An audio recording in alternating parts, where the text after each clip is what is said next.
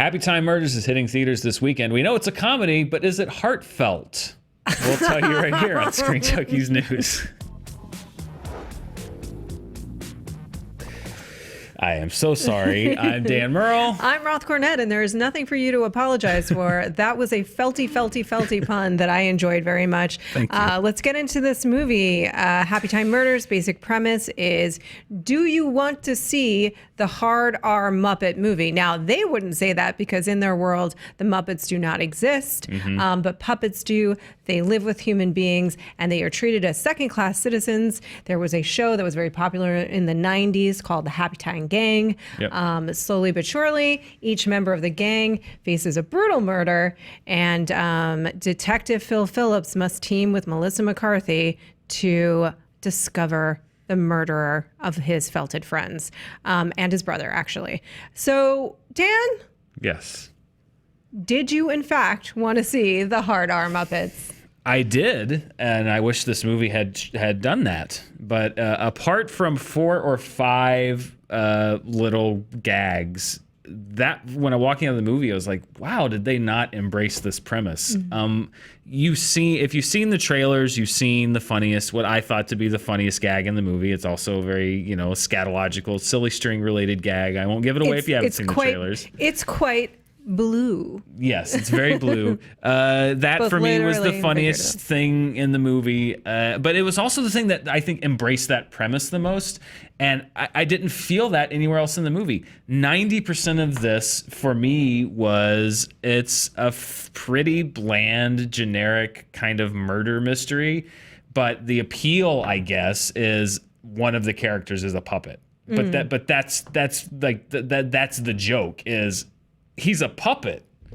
We were talking earlier, I think the defining thing about whether or not you're going to find this entire movie funny outside of a few moments is, do you think it's funny to watch a puppet smoke a cigarette? Yeah. If you think that's funny for 90 minutes, then you'll think the whole movie's funny. But the novelty for me wore off pretty quickly. And then they just didn't embrace where they could go. I was just like, push the boundaries, go extreme. That's how you're marketing this thing. And it didn't seem like they wanted to do that. It's an interesting thing because I agree with you that they sort of, in terms of how far they were going to take it, they blew their wad in the trailer. And I wonder if people are going to be disappointed about that, thinking that that was a preview of what is to come, when in fact it is the entirety of what is there available in terms of that type of humor. The story structure itself, to your point, I almost found it fascinating because it was like they lifted entire tropes, from film noir. We have voiceover in this movie that it was voiceover that wasn't needed in order to explain what was happening to the audience. So it almost felt to me like they either didn't understand that it wasn't necessary, or that they were pointedly using it to remind you that other elements of the film were lifted from the femme fatale from film noir. Right? And it's not like The Naked Gun where they use the voiceover in an entertaining, humorous way to sort of tweak the genre. It's just telling you what's happening. It's just delivering information. So for me, it felt like they were utilizing the voiceover only to tell you once again, oh, remember these characters and how the woman came in and met the detective. That's from film noir. And the other thing that they're lifting is entire story arc of the buddy cop comedy, where there are two cops that are at odds for whatever reason. In this case, they have a history together. And the arc is, how can they come to respect and care for one another again? And that is between Melissa McCarthy and Puppet Phil. I do agree that largely the premise was missed.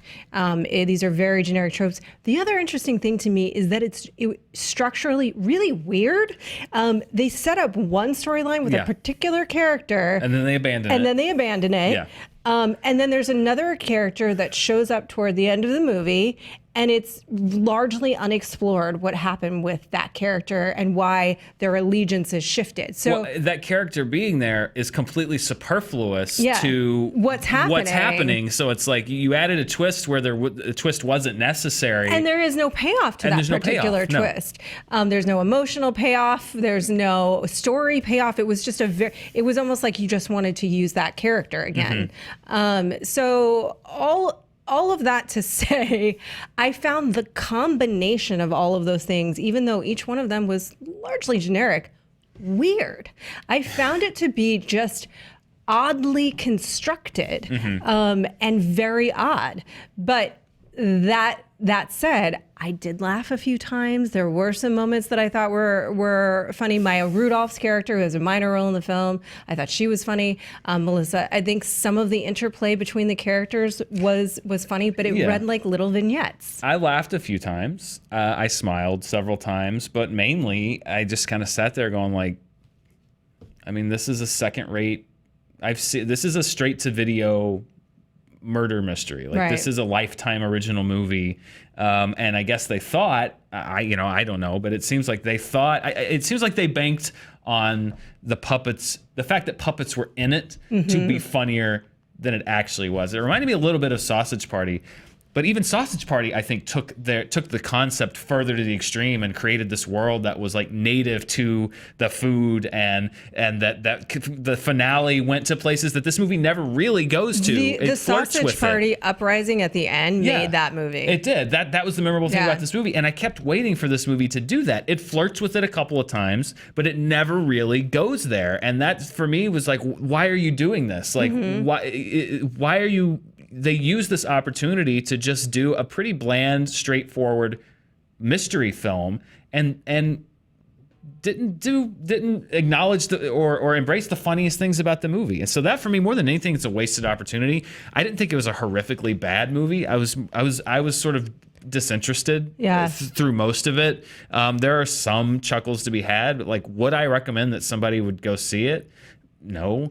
I would say JTE, actually, I was talking to JTE before the show, and he put it best. He's like, if I watched it on Netflix, I would probably go like, okay, whatever. I guess that wasn't a waste of my time. But to pay $9, $10, $15 to go see this, no, it's not worth it. I have to agree. And the other missed opportunity there, and I would say that the thing that struck me the most was that, for me, Melissa McCarthy, and I know people have all kinds of feelings about her, I think she's a very talented actor. For me, Melissa McCarthy had some of the funniest moments in the film, as did Maya Rudolph, which the irony of that is that the puppets should be stealing the show. They should be. They should absolutely. It's like working with animals or puppets. They should be stealing the show.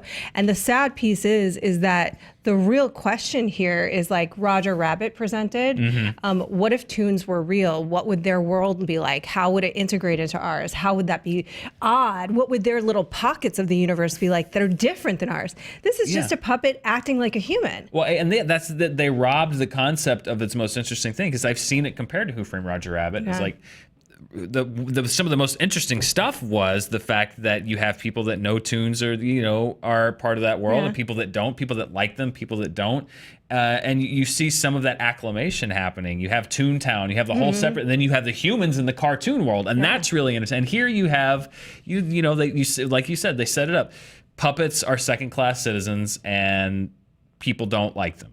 But no reason why, really, other than that they're puppets, and even that's not really explored. They're just sort of completely almost integrated into society, so they don't even really pay off that concept very much. So this just seems like a lot of stray ideas, and honestly, in reading about the project, I guess this is something that had been kicking around the Henson workshop for a number of years amongst the, and this feels like people who, it was made by people who are puppeteers and engage in a different kind of entertainment 95% of the time, and just thought it would be funny and fun to do something adult, but didn't really take into account that, like, that's not enough, just that you're now puppeteering.